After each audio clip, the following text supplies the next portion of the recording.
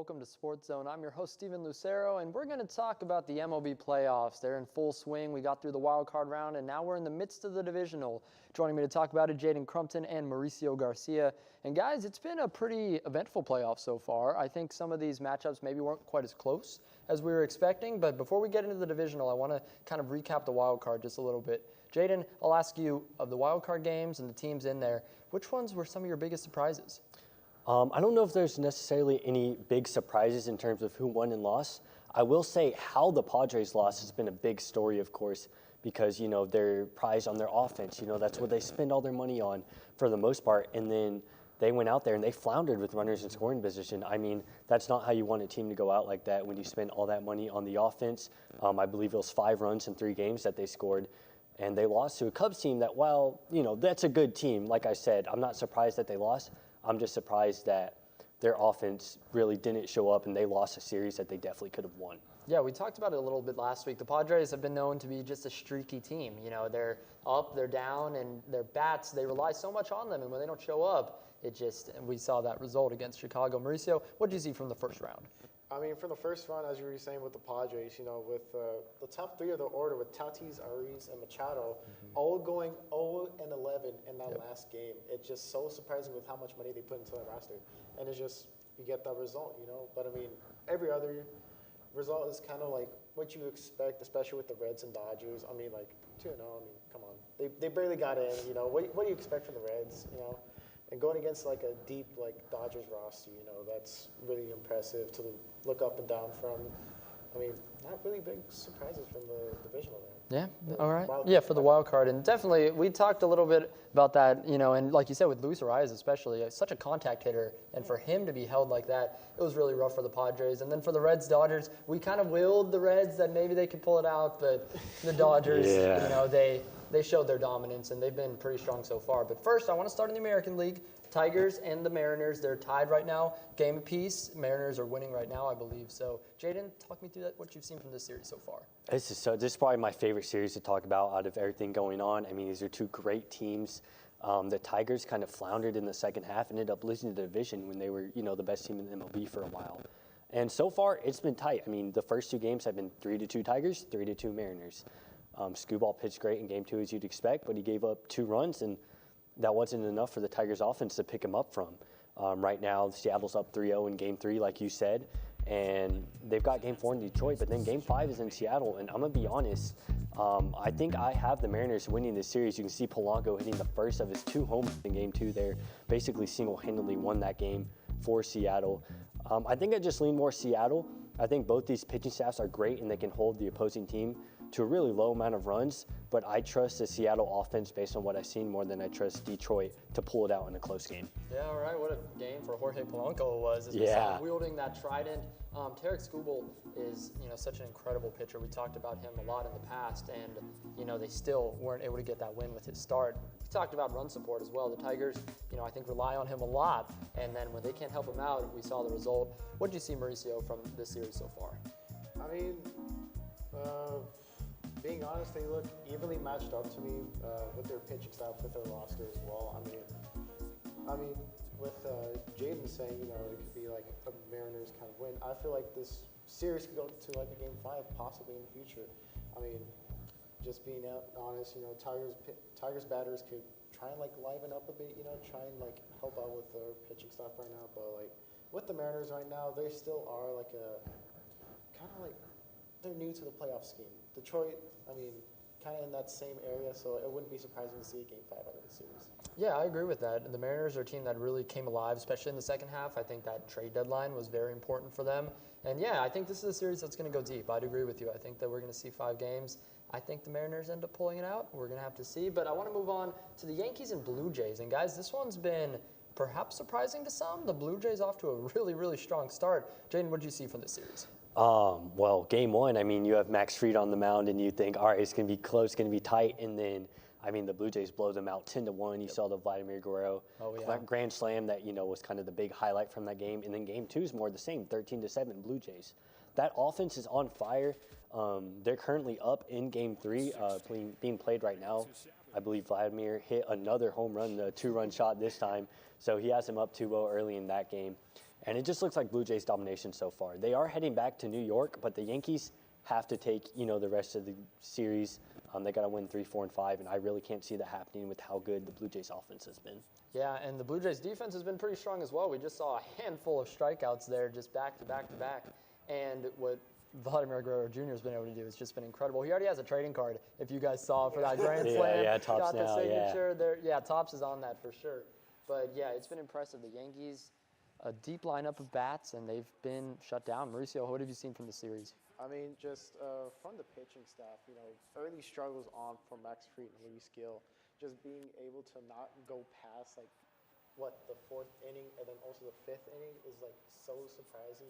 Being able to go through that deep count. I mean, if the Yankees could fix up on their early struggles with starting pitchers, I feel like they could go deep into the series because, as you said, the lineup is stacked from top to bottom. Yes. Yep. And if you're to say, they're down 2-0 right now, could be looking at a sweep, I feel like the Yankees could be that team that forces a Game 5 to try and, extend the series. Okay, it's going to be interesting. Jaden, are you expecting a sweep, or do you think the Yankees still have some life in them? I mean, we already know half of Game 3, so it's hard to say that it's not going to end up being a sweep.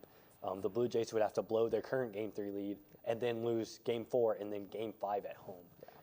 I just can't see that happening with what we have to base ourselves on in that beginning of the series. Yeah, definitely. Maybe the Yankees can pull out some magic tonight, but outside of that, I think the Blue Jays got this one. It's going to be very interesting to see that potential series. But I want to move over to the National League. We talked about the Dodgers already, and now what they've been able to do to the Phillies in Philadelphia.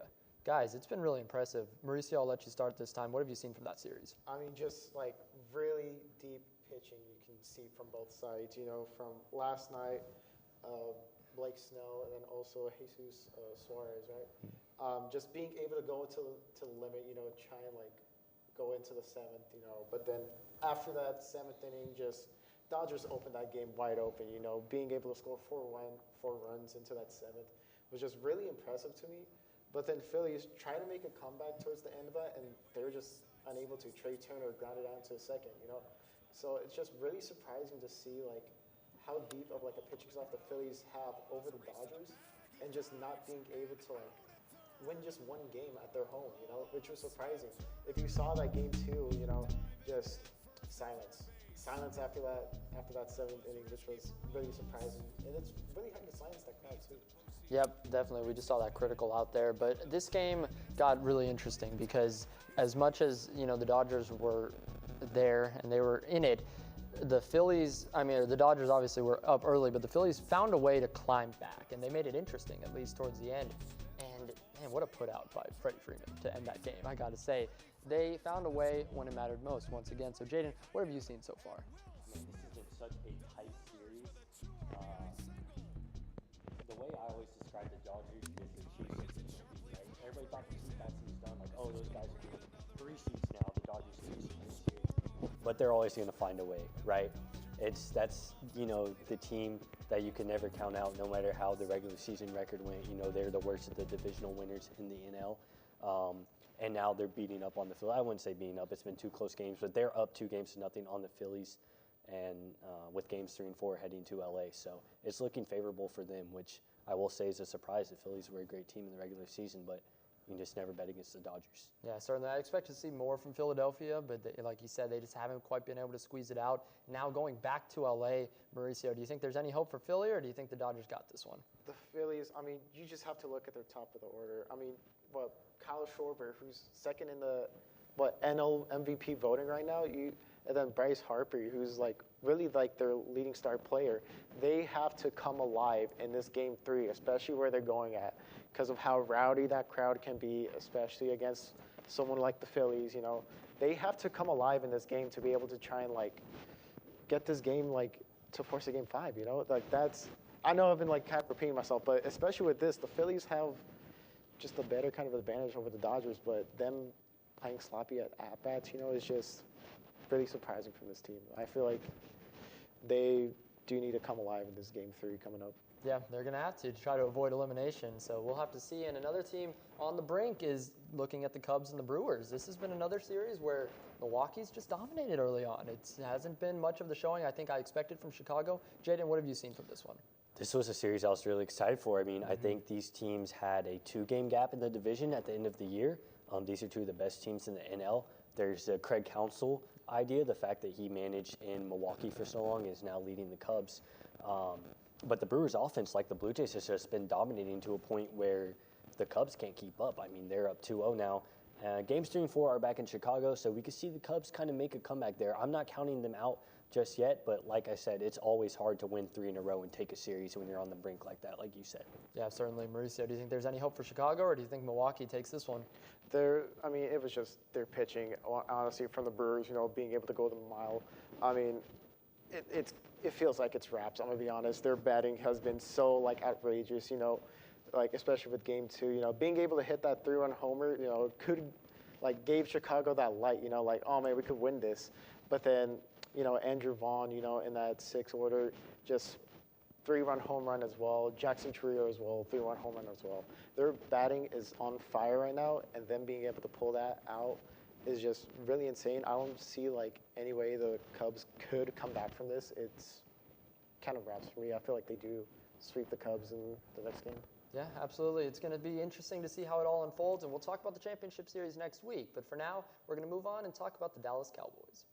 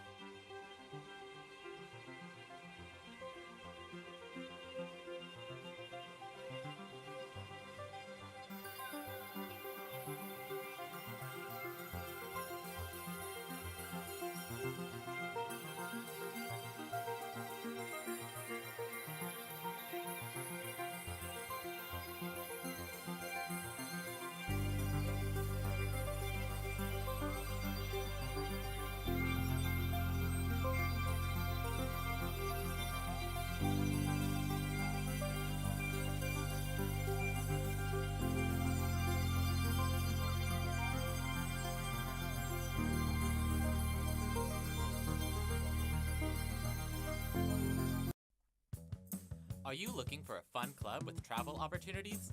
Dive into the UNT Swim Club.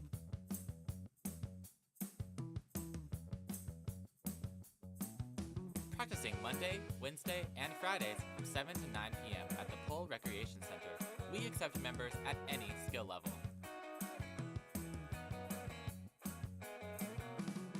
For more information, reach out to us at unt.swimclub on Instagram.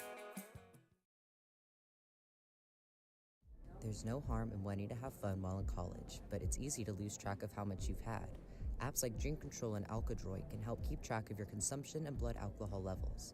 If you or someone else does drink too much, the signs of alcohol poisoning are as follows: pale skin, vomiting, confusion, low body temperatures, irregular breathing, blacking out, and is hard to wake up or cannot be woken up.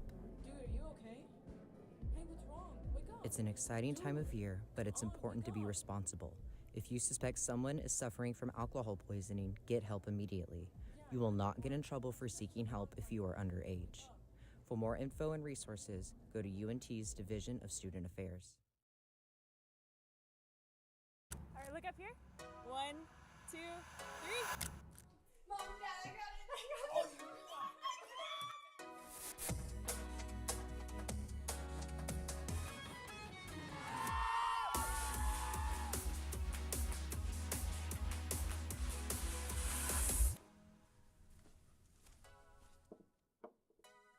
You're right, Mom.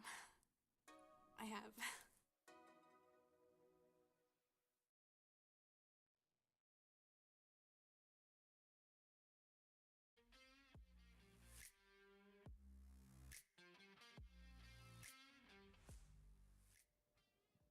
Welcome back to SportsZone. I'm joined by Cooper Lyday and Rohan Srinivasan. And guys, we're going to talk about the Dallas Cowboys. After a wild week, couple weeks back with that tie, everything that happened, Cowboys go into New York, into MetLife against the Jets, and they get a 37-22 victory. They really bounced back in a big way in this one. Some people called it a trap game. Some people said, this is going to be a tough one. But the Cowboys able to go in and get it done. Rohan, I'll start with you. What did you see from Dallas? I mean, they were really good. I don't care if you play the Jets. I know that they're 0-4, but you can't control who you play. Dallas had a lot of injuries, but if there's any week that you could miss some key guys, it's this one against a winless Jets team. Yep, the Cowboys able to make those Jets 0-5, and it's not the most strong win ever looking at that, but I think we talked about it. The Jets aren't the worst 0-5 team ever. I think we've seen them be in games, but this one, the Cowboys really able to play very strongly. In the first quarter here, I think we had some big runs by Breece Hall. We just saw that one there, and it was like, oh man, are we going to have another rough one for the defense? Here they go up early, but I think the defense looked much improved. Would you say that, Cooper? Yeah, definitely. Although they kind of struggled, like you mentioned, first drive, they improved with a total over the whole game, 5 sacks, and it's a takeaway through a forced fumble by Maurice Leafau. They definitely improved, and it might be a turning point for possibly the next couple of games and the rest of the season. Yeah, definitely. I want to talk about Ryan Flanoy because he just had a huge grab there, and he had a huge game, over 100 yards for the first time in his young career. This is a player that started off not even on the team at the beginning of the year. Out of training camp, out of preseason, he was cut, ended up back on the practice squad, and now with injuries, he's been elevated, and he was incredible as wide receiver 3. Rohan, what did you see from Ryan Flanoy? He was absolutely unbelievable. I mean, he had a breakout game on the practice squad, like you said, for the past 2 or 3 years, let go, then brought back on. So he's been able to get his opportunity just because of key injuries, and he's been able to really step up. Yeah, Ryan Flanoy, a former undrafted free agent. This is year 2 for him, and what he's shown, I think we've seen a lot of promise. So there he is once again on a big play there. Jake Ferguson had a touchdown too on the last drive, and he's been very impressive. We talked about him being kind of a safety, just hatch for Dak, someone that he can rely on all the time, but he's been, I think, a lot more than just that. Javonte Williams in the same kind of aspect on the running game. The whole offense, Stephen, has been excellent, to say the least. What we've been able to see from them, leading the league in total yards, it's been really impressive. And I'll ask you, Cooper, what have you seen from the balance out of this game, especially with Javonte Williams coming in, really making a statement? Yeah, the balance was great. It was a great game for all-around offense. 2 touchdown receptions, like you mentioned, Jaden from Ferguson, and Javonte Williams just playing amazing. 135 yards, 8.4 yards per carry, and then Dak lighting it up on Sunday. They were all just doing great. Yep, and there's George Pickens once again. CeeDee Lamb out, and there were a lot of significant injuries. We saw how George Pickens stepped up last week. He stepped up once again this week. But I want to talk, guys, about not just those big injuries like Turpin, like CeeDee Lamb, the skill positions, but the offensive line was decimated. And I'll challenge you guys. Can you guys name the 5 offensive linemen that started on Sunday? I can name 3, but I cannot name 5. Yeah. I can give you a play, though, where they really stepped up. A 66-yard run by Javonte Williams. Exactly. A-gap was wide open, and don't get me started about his yards after contact. It is unbelievable. It reminds me of Zeke-esque. I'm not going to go there yet, but he's been really impressive, and I think Denver made a mistake, Stephen, by letting him go. I think so, too. We've seen a resurgence from him. Dak Prescott had 237 total yards, 4 touchdowns. Javonte Williams, 135 yards, a receiving and a rushing touchdown, and Ryan Flanoy, 114 yards. He was really strong. And I just want to talk a little more about the offensive line because, guys, going into this game, I'll name out the starters. Nate Thomas, Hakeem Adeniji, Brock Hoffman, TJ Bass, and Terrence Steele. Guys, if I'm looking at that at the beginning of the year in a nutshell, and you tell me that's our starting offensive line in Week 5, I'm going to be a little scared. I'll be completely honest with you. But the depth that we saw from this offensive line, I want to use Dak's quote. He called them not backups, but guys who stepped up and made the most out of their opportunity, and that's exactly what they did. Only allowing 4 total pressures throughout the entire game. That's tied for the least Dak has ever faced in his career. That's actually what Jerry Jones meant last year whenever he said he's going all in. He didn't necessarily mean I'm going to pick somebody up. It's about you're going to see guys in key situations that can actually step up where you haven't seen them last season. I think this offensive line has did it. Sure, Tyler Booker can come back. Terrence Steele, we've actually known him. He's a veteran. So got to put respect on him, Stephen. But other than that, really impressive. Yeah, certainly. Cooper, what did you see from the offensive line and this offense as a whole? Yeah, they were just able to adjust well. Like you said, this is kind of like a next man up mentality with the Cowboys.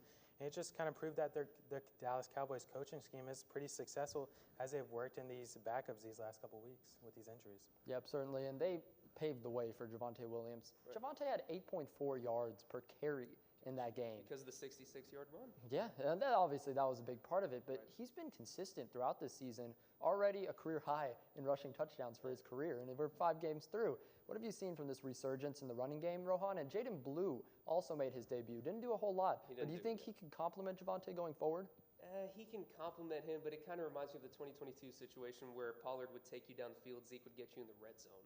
I don't think Jaden can be able to do that, but right now, let's keep it moving. Javonte Williams is actually doing very well. Let's keep it the same way. No need to switch things up. I like Jaden Blue, but he's kind of for next year.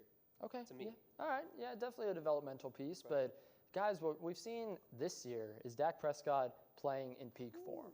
I mean, it's been incredible what he's been able to do. 4 touchdowns again last week, and he hasn't thrown an interception in quite a few weeks now. Only 3 on the season compared to 10 touchdowns. So he's been very strong this year, and dare I say, an early MVP candidate. Obviously, the Cowboys, not the best record right now, so I think that's kind of what's holding him back. But I'll let you go, Cooper. Dak, do you think he could be an MVP candidate this season? Yeah, he could. He's been a constant for the Cowboys all season, leading the league in completions and towards the top of the rankings, touchdowns, passing yards, completion percentage. And he's proved why he deserves like such a big contract. And if he continues to play like the elite quarterback, he's definitely going to be in that conversation towards the end of the year. Yeah, that's a great point. And there's been so many, haters of Dak Prescott. Obviously, that contract has been something of, very critical acclaim on both sides. And this year, though, it reminds me a little bit of 2023 when he was the MVP runner-up. He's just looked dialed in. But this is the most accurate I've ever seen Dak Prescott. Really? In my opinion, throughout his career, what he's been able to do this season, it's just been really, really strong. So that was number 1 receiver, Steven? Absolutely. See, he's not even here yet. You see Stafford, he's got all the weapons, and that's who he's compared against in the MVP race. But I ask y'all this. Simple question. You have 12-5, 3 straight seasons of a track record of 12-5. If you're going to do that in 2023, second runner-up in MVP race to Lamar Jackson, what makes you think that Dak Prescott will get it this time winning 9 games? Yeah, that's exactly the tough part about it. Is he worthy of the MVP candidate? Of course he is. He's playing at an MVP level. But he has the toughest job in sports, and there's always bias to this. Oh, yeah. Because the unwritten rules, you can't be a 500 team and win the MVP. It's just as simple as that. Yeah, and I think that's a great point. That's exactly the story of the Dallas Cowboys is, the defense has been pretty rough. This game was better, but your record is reflected that. Not his fault. It's not. No, definitely not. But again, that's just how it goes, and I feel so bad for him. Yeah, I do as well. But I don't know. Do you think this defense can step up, Cooper? I think what we saw in this game was something. It was progress. Do you think that they can improve, or do you think this was more a reflection of a bad Jets team? I think it's a bit of both. Like, of course, the Jets have had mistakes all this whole season, but I kind of hope it indicates that this is like a turning point for the Cowboys defense. Like I mentioned, they had 5 sacks, forced fumble, and with a performance from Shamar and Maurice Leofau, like I mentioned earlier, I think hopefully with not even like their main starters, I think this is definitely an indication that their defense is on the come-ups and possibly could lead them to have a run in the playoffs possibly. 6 points through 3 quarters. I like it. Yep. And don't get fooled by the 16 points that they scored. That was in garbage time. The Cowboys are playing conservative defense. 6 points through 3 quarters. You take that on a next week win in Carolina. Yeah, I agree with that definitely. And I liked what you said about the linebacking core. We've seen them banged up. Kenneth Murray was banged up. He was able to play. Jack Sanborn went out mid-game. And then, of course, DeMarvion Overshown, we're still waiting for him to return. But Maurice Leofau with that punch-out fumble, absolutely incredible. And then Shamar James, this was only his 2nd career game. He's a rookie this year, and he had 15 total tackles, leading the team, obviously his career high.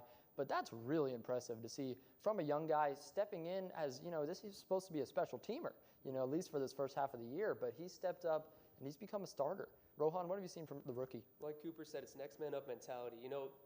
Going to the beginning of the season, you lose your best defensive player and you have to step up. That shows to me a lot about Shamar James, and not only about the whole defense also, because Trayvon can step it up if he just doesn't slip on routes. This defense has what it takes, Steven. It's about time that they go out there and do it. Yeah, and I think we finally saw some pressure from the defense. I think that was such a big piece of this because the coverage, I think, was better. You held Garrett Wilson pretty much in check in a season where he's been really dominant. And he didn't run zone 100% yes, of the time. Exactly. Finally, he played a bit of man to start the games. Yep, they were talking about it. Trayvon and Deron Bland, they're like, we got to mix this up. But, we're coverage guys, and they showed a lot of improvement, definitely. And looking at the core as a whole, I want to talk more about the pass rush because we've seen the interior be really solid. Oso Digizua had a sack. Kenny Clark had half of one. But the edge rushers stepped up a little bit too. James Houston, he's my guy. I shouted him out last week. 1.5 sacks in this game. He's been really impressive. A guy that was not supposed to make this team. He was signed late. Maybe he can do something in the preseason. He did a whole lot more than that, and he's been one of your leaders in sacks. Cooper, what have you seen from James Houston and the depth of this Cowboys defensive line? Yeah, like I've said, it's next man up mentality. Like players like James Houston, Dante Fowler, Like all these players that seem invaluable have kind of stepped up and proved their value to this team with their defense performance. Like there were just sacks all across the line this past week, which again proves that their defense could be at a turning point. Yep, certainly. Sam Williams is another one I'll throw out there. He had a sack as well and a really strong pressure. And I'll ask you guys now, looking ahead, because you get this win, you're now 2-1, so pretty much as even as you can be. Going in now against a Carolina Panthers team where it's another road trip, but I think this is a game where you really want to win and get that winning record back on the tally. Rohan, what are you expecting to see from this game? Well, they come in as 3.5-point favorites to the Dallas Cowboys, so I do like them winning this game. However, the Cowboys need to make sure that they do not mess this up and bring Cedarian Lamb in this game. Okay. You have a key game after Carolina against the Commanders, an NFC East opponent. You need to make sure that you do not mess this up and bring CeeDee Lamb only whenever he's healthy. We can win this game without him. We've done it before. So in my opinion, they come in as 3.5-point favorites. I'll take the over on that one. Okay, I'll take it. And Cooper, do you agree with that? Do you think they should really kind of hold up on some of these injured guys, not rush them back, or do you think we need them as quick as we can? Yeah, I think definitely wait on CeeDee Lamb. I think the offense is should do great. I just think the defense might be a little bit of question, especially considering Rico Dowdle's previous performance on Sunday, 206 yards, 1 touchdown. He threw a little shade to the Cowboys. So I do think the Cowboys' rush defense needs to be aware, but if they can hold up, I think we got a solid win here. Yeah, Cowboys legend Rico Dowdle had a strong game. We'll see if the defense can hold up against him. But now we're going to move on and talk about some college football. I wonder what's on the radio today. I don't know about this. This is not it. Everything alternative, commercial free. 88.1 Indy. Here at KNTU, we have 2 traditional stations, 88.1 Indy and KNTU Jazz. We've also recently launched an internet radio station called Mean Green Hits. If you want to hear more, you can check us out at MediaNorthTexas.com. That was pretty good. Looking to open a free checking or savings account but don't know where to start? Check out DATQ Credit Union right here on campus. Get your Mean Green debit card instantly or apply for a DATQ Visa credit card today. Your school, your card. Plus, make deposits at their 24/7 ATM, checks or cash whenever you need it. Make sure to sign up for DATQ's online banking platform and mobile app for easy access anytime, anywhere. Visit them at www.datq.org to learn more. DATQ, the official financial institution of UNT Athletics.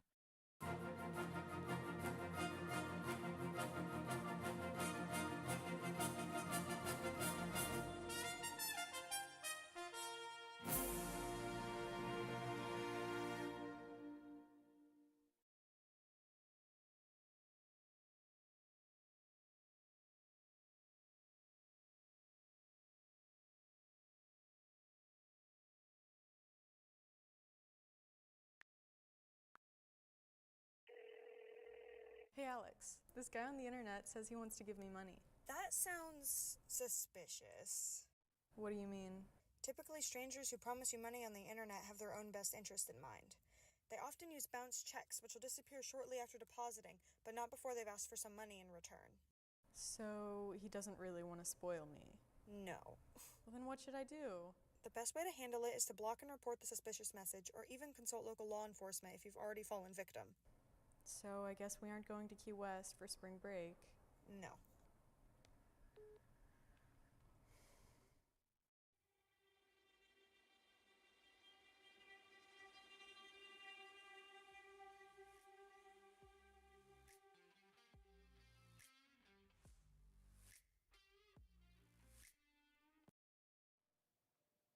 Welcome back to SportsZone. It was a big-time week in college football, and we're going to break it all down. Joining me, Nick Volpetti and Omar Najam. And guys, it was a big-time week, not just in Texas, but around the nation. We saw some big-time games and some big-time upsets. So I want to get into it first with UCLA beating number 7 Penn State 42-37. And Penn State, this is a team coming in top 3 type of team going into the season. It's like this maybe will finally be their year. They have a rough one in their whiteout against Oregon, and then they fall to the UCLA Bruins. Nick, walk me through it. Oh, this was bad. This is a very, very bad loss. You can see here UCLA on this nice run to the left side. They were just eating Penn State alive in that first half. They led 27-7 after the first half, and it was just a lead that was too big for Penn State to come back from. Nico Iamaleava, he finally looked like the quarterback that he can be. And he had 16 carries for 126 yards and 3 touchdowns. He just dominated them in the run game. This could be a season-destroying loss for Penn State. It really could. You could see here, I mean, he walks in for that touchdown right there. They were just absolutely destroying Penn State. They had that late push, but it was just not quite enough. Yeah, it's been a rough go for Nico and this UCLA team. I mean, just to be clear, they were 0-4 going into this game, taking on the number 7 team in the country. And this is one that was supposed to be Penn State's get-back game. This was supposed to be, all right, let's put the Oregon loss behind us and let's move forward. Now, Omar, where do they go from here? Honestly, I don't know. I mean, to lose to an 0-4 team is really rough, you know, and that's going to cost them, you know. They have to play Ohio State, Indiana. Like, I don't see them winning those games. Now, if they win out, they'll probably be the 12th seed, honestly, because if you beat Ohio State, I mean, who's ranked number 1 right now, hopefully they don't lose. But that is a season-ending, like, it's horrible. It was terrible play. They just didn't show up, unfortunately, and that's what happens when, you know, you play a team like UCLA. I guess they probably just were relaxed, you know, you never know. But to lose like that was pretty embarrassing. Yeah, it was a rough one, and we know they won't be getting the 12th seed just because that's reserved for a G5 school. Yes. And hey, we'll talk a little bit more about that later. Just you wait. But I want to go back into the state of Texas and talk about the Texas Longhorns. Guys, it was rough for them. They have come into this season with high expectations. Starting off as the number 1 ranked team, you have the presumed Heisman, you know, in Arch Manning before the season even started. All this hype, and it's been a little bit rough. They started with a loss against Ohio State, and then they won games against UTEP, Sam Houston, San Jose State. Guys, that's not moving the needle much for me. And then they finally get a somewhat challenge in Florida. I mean, it's an SEC team. They're in the SEC, but Florida's not ranked. I mean, they have a losing record as well, and Texas falls flat. Nick, what did you see from this game?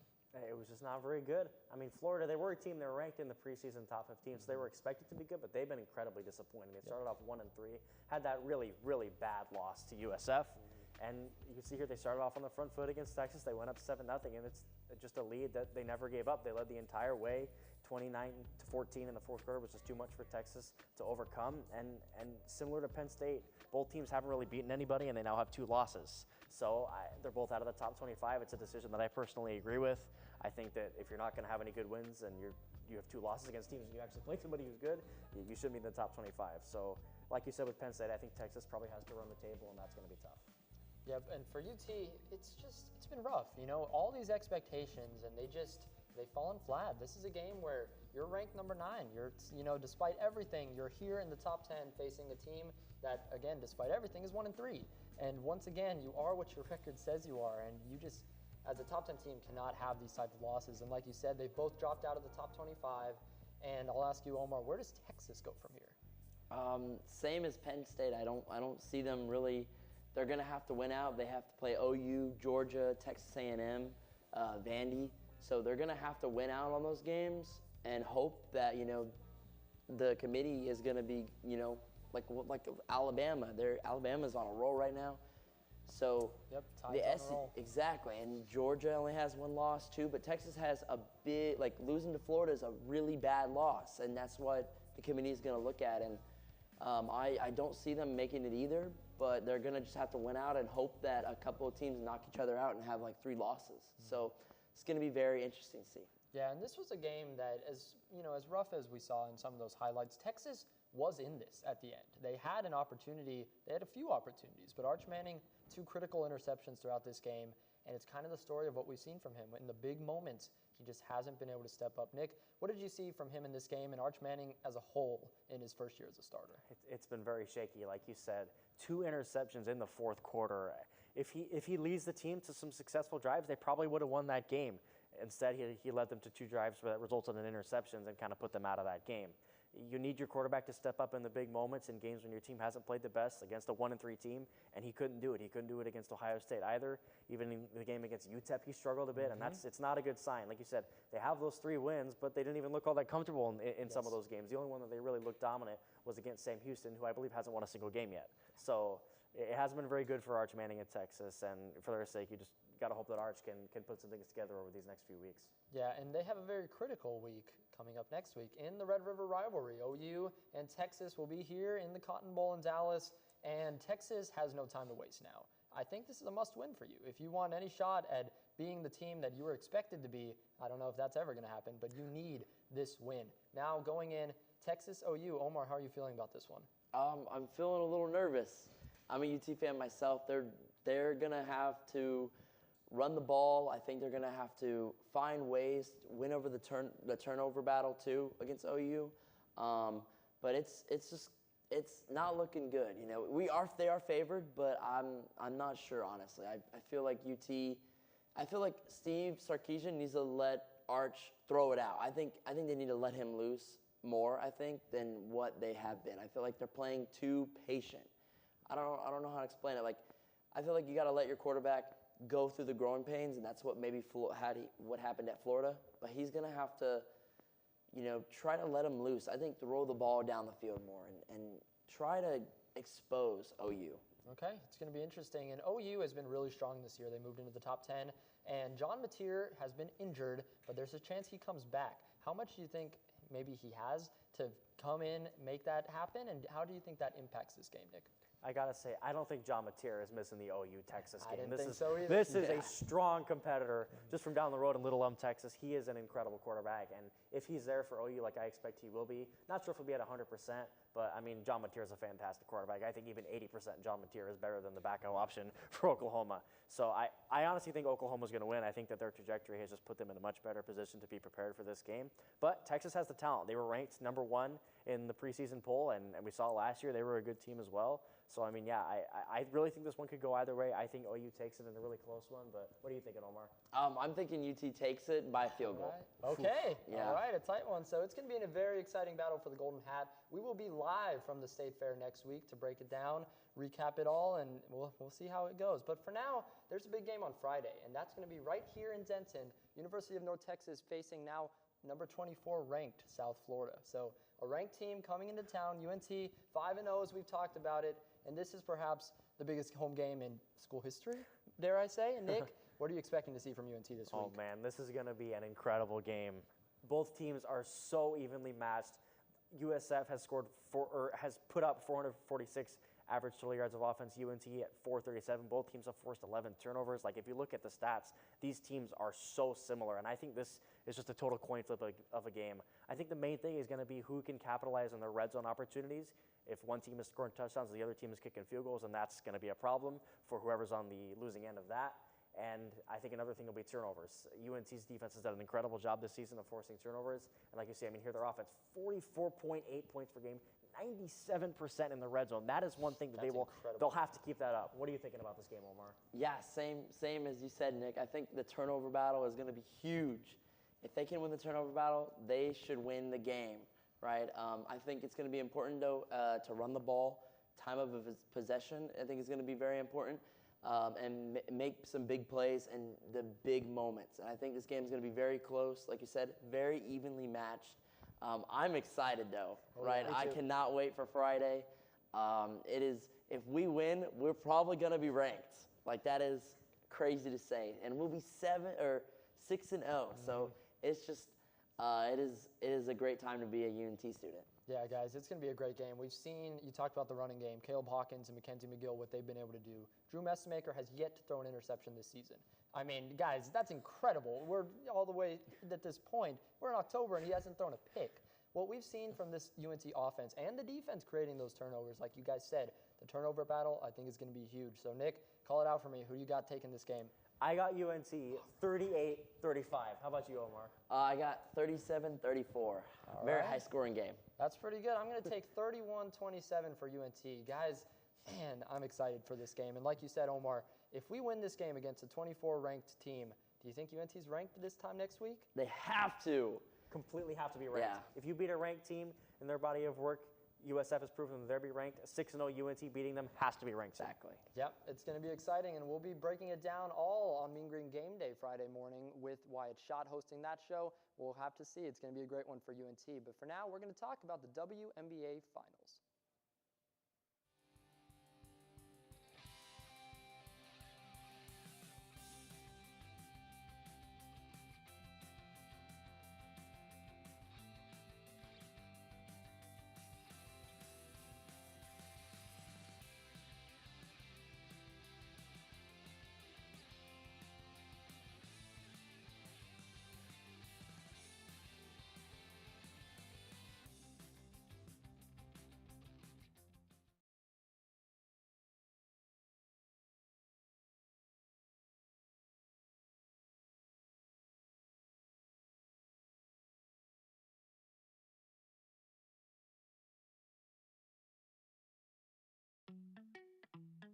Craving something fresh, flavorful, and made just for you?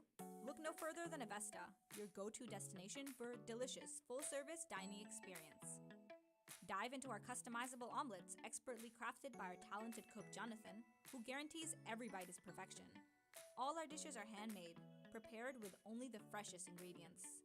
Explore our assembly line where you can choose from any of our globally inspired dishes, or customize your plate. It's that easy. And let's not forget dessert. Indulge your sweet tooth with treats from Clark Bakery. With convenient payment methods including card or flex, it's the perfect dining spot for any occasion. Quench your thirst with our wide selection of drinks. Just hand your drinking card to our friendly waiter, and they'll bring your beverage of choice right to your table. When you're done savoring every last bite, our attentive staff will whisk away your tray. Enjoy the peaceful ambiance as you dine in, or use our takeout option for a meal on the go. Avesta.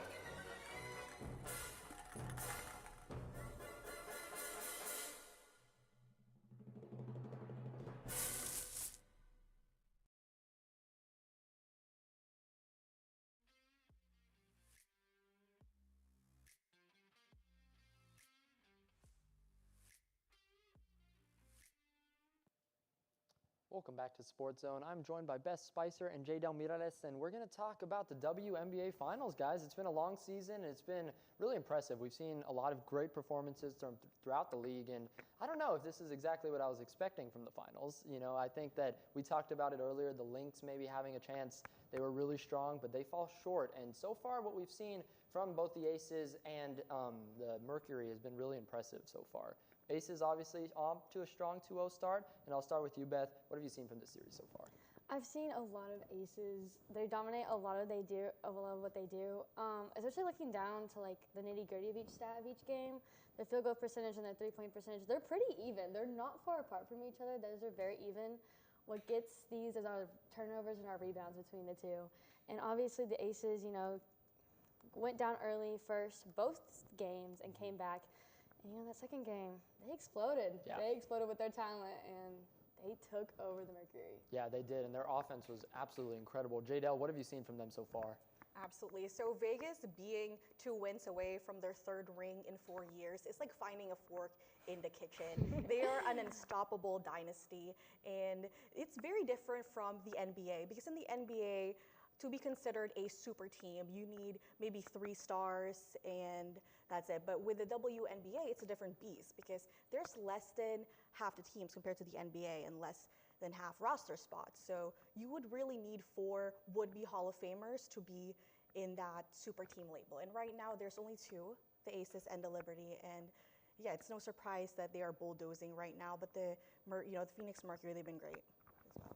Yeah, it's been impressive, and I think the Aces, you know, they had 2 incredible seasons a couple years back, and I don't know, maybe they were a little bit slept on coming into this season, and they've shown that, you know, they're a team still to be reckoned with. Beth, what have you seen from some of their top performers? I mean, we have to talk about Jackie Young. I mean, we just cannot ignore her 32 points last game. That is crazy. Along with 8 rebounds and 2 assists, you cannot overlook her, especially coming back from injury last season. She's doing so well. And then Wilson with 28 points last game, 14 rebounds and 3 assists. I mean, when they're together as a duo, especially last game, you cannot stop them. They are a force to be reckoned with, and Mercury got a lot of that. Yeah, it's been impressive. Jackie Young became just the 5th player in finals history to score 30 points on at least 60% shooting. And, I mean, just what she was able to do in this game was so impressive, and it really elevated this team. This is a team that I think, you know, they have so many stars. We talked about it, but they feed off of one another. And I think we saw that. Jadel, in this game, how do you think the momentum that Jackie Young was able to kind of create really helped the rest of this roster show out? Absolutely. So this year, the finals is very different from the Aces versus the Liberty last year because speaking of stars, they have 4 would-be Hall of Famers. So one, they have 2 of the point gods in the league. They've earned that nickname, Chelsea Gray and Jackie Young, and those 2 are unstoppable. And if you add Jewel Lloyd on top of that, she is called the shooting god Mamba. And And most importantly, we have the only 4-time MVP at only 29 years old, the AJ Wilson, playing both sides of the court, both the front and back court. So how do you even stop a team of this caliber? Well, I think there's only 2 ways to really stop a super team this good. And the first way is by another super team, as we saw last year when the Liberty beat them in the finals in a very close game, because they have 3 amazing guards, Chelsea Gray and Jewel Lloyd, as well as Jackie Young. And last year, the reason the Liberty won was in order to counter that, you need 3 amazing defensive juggernauts in Jonquel Jones, Stewie, and Fibich. And since they're all 6'4" and above, but their wingspan are 7 foot. So that's what's needed to really beat this Aces dynasty. So they're amazing, and they're very comparable to the Warriors with KD. All right, there you go. That's a big name right there. And Asia Wilson, what she's been able to do has been incredible. 2 straight 20-point double-doubles in Game 1 and Game 2. And it just feels like, par for the course for Asia Wilson. She's been able to do this year after year. You said 4-time MVP. But what she's been doing in this final series has been dominant, as usual. And it feels like the defense just has had no answers. I think you look at the Mercury as a team that they've gotten here, for a good reason. They've played strong this year, and they've played really good team basketball. I'll ask you, Jadel, what have you seen from them, and what can they do to kind of get back in this series? It's not over yet.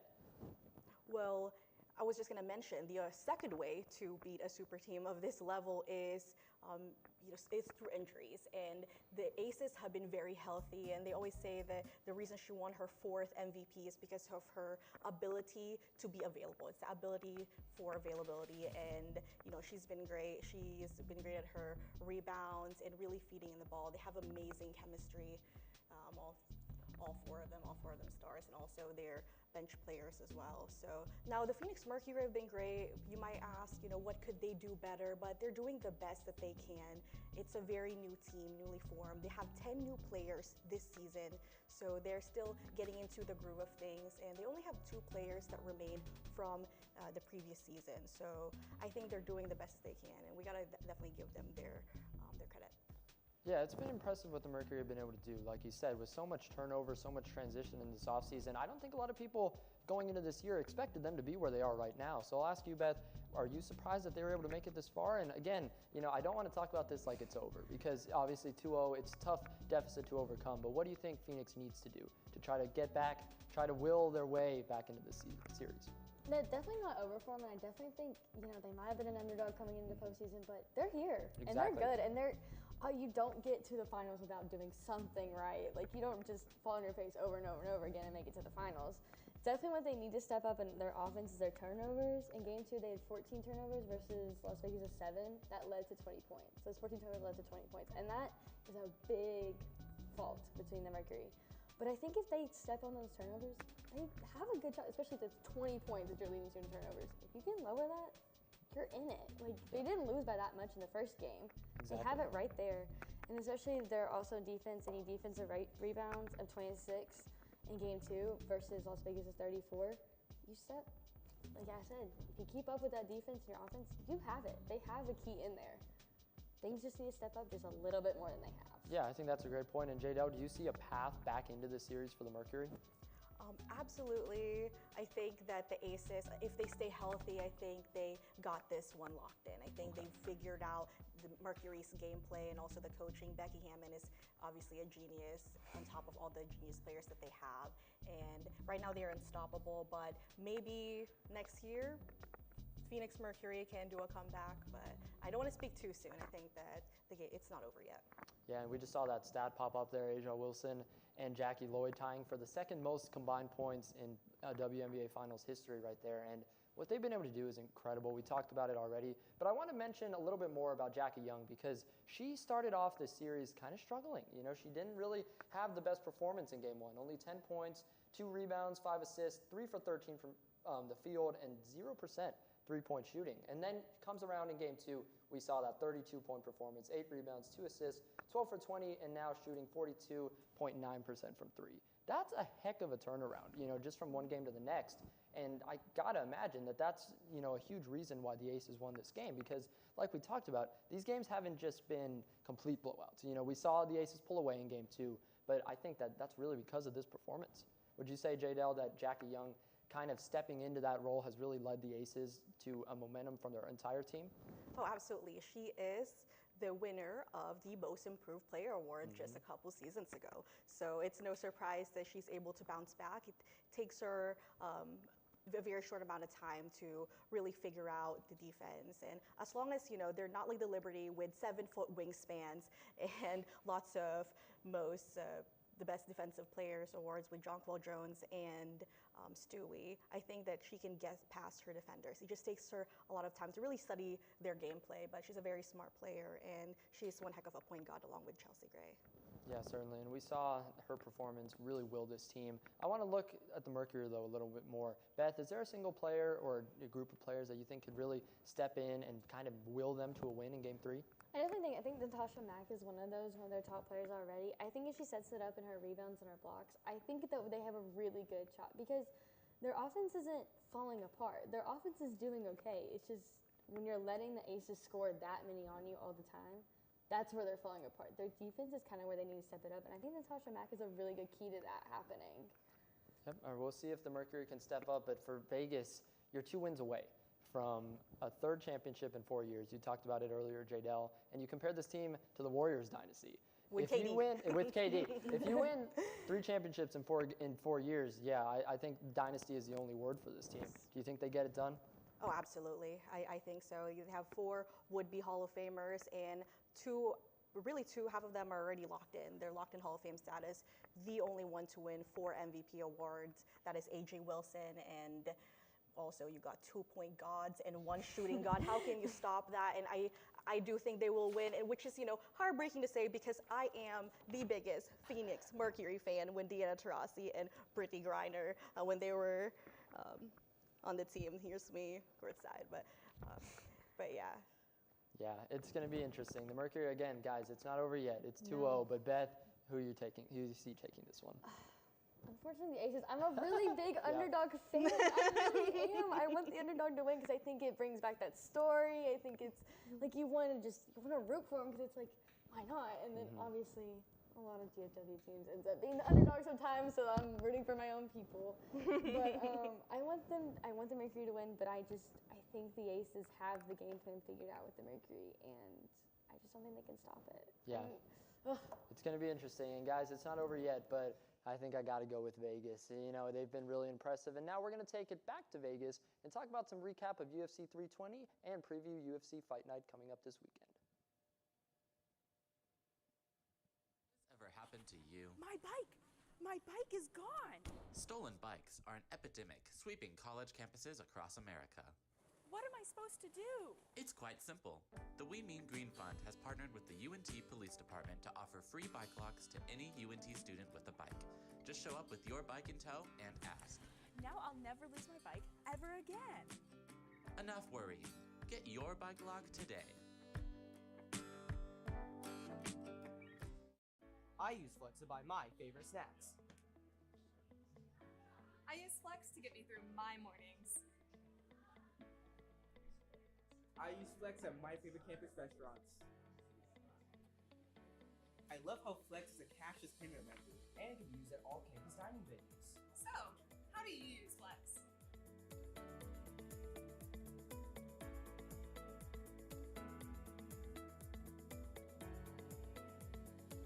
Are you tired of seeing the same old city?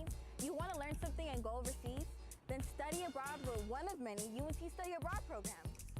You can find a Study Abroad office right here at Markey Hall, room 145. My Study Abroad program left on me a great impression. We have a lot of different programs and it varies. We have faculty-led, affiliate, and exchange programs. When you're ready to leave for your Study Abroad program from UNT, you're going to go through pre-departure orientation and modules so that you are prepared. The power to turn the world into your classroom is right here at UNT with our Study Abroad programs. Take flight and take in charge of your education.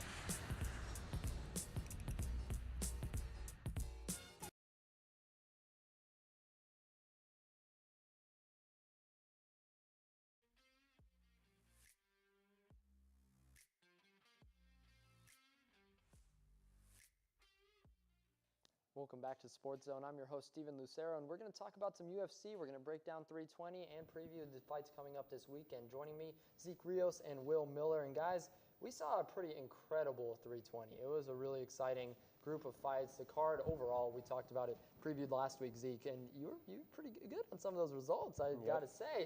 We clipped that, and now I want to talk about the main event first. Alec Pereira defeating Magomed Ankalaev, gets revenge from UFC 313. Zeke, what did you see from this fight?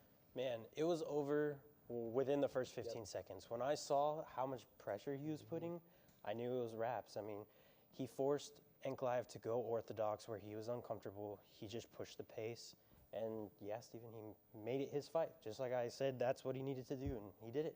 Yep, he had a round 1 TKO in just over a minute 20-ish. I mean, it was just dominance. I mean, anytime you see a TKO, I think that just proves to the aggression and the dominance of this fight. Will, what did you see from Pereira getting this big-time win? Yeah, I thought to go along with that, I thought Pereira did a really good job with his kicks, setting Ankalaev up.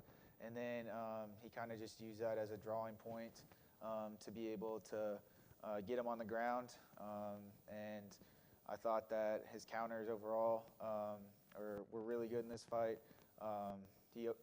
It was just a stark contrast compared to UFC 313. Yeah, and it was, I mean, I think some revenge there, because that was a fight where it went deep, and this one didn't go deep at all. Zeke, what did you see, and were you exactly surprised by how quickly this one was over? I was very surprised by how fast it went. I thought it was going to go into the deeper rounds. I said round 3 TKO, but I mean, he just put the pressure on him. I mean, this fight, he said he was fresh. He's never been this good, and honestly, the excuses were valid excuses. All fighters give their excuses, but he went in there, invested in the body early, and he just had Ankalaev second guessing, and he went low, and when Ankalaev dropped his hands, he came over with that nasty overhand right, and he just put him down. Yeah, it was impressive, and it was an exciting fight. You know, it didn't last long, but it was incredible what Alex was able to do in that one. And I want to move on to the next one, Merab Dvalishvili and Corey Sandhagen. This is a fight where it was the opposite. We see a round 5 decision. This one went deep. I'll start with you, Will. What did you see from this fight, and really just how deep these two went? Yeah, of course. So, you know, obviously Merab, known for his conditioning, coming from, you know, the Dagestani program, all those guys over there, you know, ultra conditioned, battle tested, and I think that was sort of a microcosm of, you know, this fight versus Sandhagen. You know, more of a lengthier fighter, was trying to set him up with the jab quite a bit in this fight, and Merab just did a great job of continually applying pressure, getting him on the ground. There was even at points where he was kind of taunting him, letting him get back up, you know, continually taking him down. I thought his striking was really good as well. So overall, just you know, even though he didn't win by knockout or submission, a very dominant 5-round performance by Merab. Yeah, this was a very exciting one, and you know, quite the opposite. It went really deep, all 5 rounds. And I'll ask you, Zeke, what did you see from this fight, and were you a little surprised by the result? I wasn't surprised, but one thing that did surprise me was the fact that Merab almost knocked out Corey Sandhagen, the striker. The wrestler almost knocked out the striker. I think that really says a lot about the pedigree of Merab's striking in the recent years. I mean, he's developing and growing every single fight he has, and it's just crazy to see how good he's getting. They need to cut that dude open and see why his cardio is so good, because it's just crazy. It's crazy. Yeah, I mean, just the stamina to go that deep, it can't be understated, you know, how impressive that is. And it was exciting. And now I want to go into the last one we previewed, Yuri Prochazka and Khalil Roundtree. This was a big fight. You know, we talked about this one for all the action, and we end up seeing kind of a split, you know, between the first ones. And this one goes round 3. It's a KO, though. Will, what did you see from this fight? Yeah, obviously, light heavyweight matchup here. And Prochazka, he, in my opinion, just did a really good job keeping Roundtree at bay with his length. I thought his striking, especially in that second and third round, was really elite, and he was just setting up all his punches really well. And I think that is what propelled him to be able to get a victory. Yeah, Zeke, what did you see from this one? And you know, we talked about the first one going so short, second going deep. This one kind of split the difference, but it was a really competitive fight. Man, like I said, people's main event, and that's exactly what it was. It was just an amazing fight. I think that fight encapsulates what is so good about the sport of MMA. I mean, there's heart, there's grit, and that's what was shown. I mean, Yuri was losing those first 2 rounds, and then he just comes out with his samurai spirit, and he just puts the pressure on Roundtree, Yes. and he breaks him. He takes the cardio off of him, and he just wears him down and knocks him out. It's rough to see Roundtree go down like that, though. Yeah, it was tight, for a while, but in that 3rd round specifically, I mean, we just saw the dominance by Yuri, and Roundtree just, it couldn't keep up with it. Will, were you at all surprised by that result, or you think that's where you were going? I kind of thought Yuri was ultimately going to come away with it, but seeing how his cardio got kind of taken away from him in those first 2 rounds, it definitely had me a little bit on the fringes, seeing if he was going to be able to make a comeback. But ultimately, that 3rd round, his aggressiveness, his forwardness, his striking, I thought, it just showed, how indomitable his spirit is. Yep, certainly. UFC 320 was a fun one, and it was definitely one that we'll remember for a little while. But I do want to look at this weekend and talk about fight night going on from Rio de Janeiro. So it's going to be an exciting one. The first one, Charles Oliveira and Mateus Gamrot. This is a very interesting one. Oliveira, what he's been able to do in recent fights, he's kind of, I think, working his way up. Zeke, what are you expecting to see from this fight? Well, first thing to note here is Gamrot is a short notice opponent for Oliveira. Oliveira was originally supposed to fight Rafael Fiziev, but that fight fell through. Gamrot is game. I mean, that's his nickname, and he honestly will fight anyone, anywhere, at any time. And I think this is a better matchup for Oliveira. He's gonna probably just control the pace. Gamrot likes to wrestle and control, but when Oliveira gets taken down, he likes to submit you. So that's what I see happening. Submission for Oliveira. All right, there it is. Well, are you expecting a submission, or how are you feeling about this fight? And I do think Gamrot's wrestling is really good, but to Zeke's point, Oliveira is notorious for his finishing, his BJJ on the ground. I do think it's going to be close. I could honestly see this one going the distance, or 4 or 5 rounds. We'll see how it ends up playing out. But I wouldn't be surprised if we either get a submission win or this one just goes the distance. Yeah, it will be interesting. And you talked about the short notice. How much of an impact do you think that makes on this fight? Well, Oliveira, honestly, he said, is there no one else? When they said Gamrot was going to be his opponent. And I thought that was a little strange from Oliveira. Yeah. I mean, he's the one who's illuminated by God. He's supposed to be ready for anyone. But I honestly think that this is a good matchup for Oliveira. He's training. There are pictures of Gamrot getting on a plane from Poland, so that means he's off the couch. He's not even training right now. So I think it will affect Gamrot negatively, because he's one who likes to go into the deep end and win based off pace. And Oliveira's, honestly, he's probably more conditioned than him right now. So I think Oliveira's going to control that pace. All right, I agree. I think it's going to be interesting. But yeah, I think it's going to be a really good performance there. And now Davison Figueiredo and Montel Jackson, last one I want to preview. This is another interesting fight. Will, I'll let you start us off. What are you expecting to see from this one? Yeah, so I mean, Figueiredo, I think has a little bit more of a frantic style, but Jackson definitely has the length over him. But Figueiredo has a little bit more further along in the experience department, and Jackson, I think, was 15th in the bantamweight rankings, and I think he's going to be poised to, he has a chance to obviously move up if he can beat Figueiredo, but I don't think it's going to be easy whatsoever, even though he does have the length on him. Yeah, it's going to be a tight one. Zeke, what are you expecting to see from this fight? Jackson has ginormous hands and long arms, so he's going to use those. And Figgy's coming off of a bad knee. He tore his ACL against Sanhagen not too long ago, so I hope he's hungry, and it's just going to come down to if he's fresh. And if he's not fresh, then he is going to fold. Yeah, it's going to be a great card, a great night from Rio, and we'll just have to see. It's going to be an exciting fight. But thank you all for watching SportsZone. this was, another exciting one. It's going to be interesting to see what happens because we're going to be live from the State Fair next week. So make sure to tune in to that show as we'll break down the Red River rivalry and everything going on at the State Fair. Make sure to stay tuned for Thursday's Sports Zone and give us a follow at NTTV Sports. For all of us at Sports Zone, we will see you next week.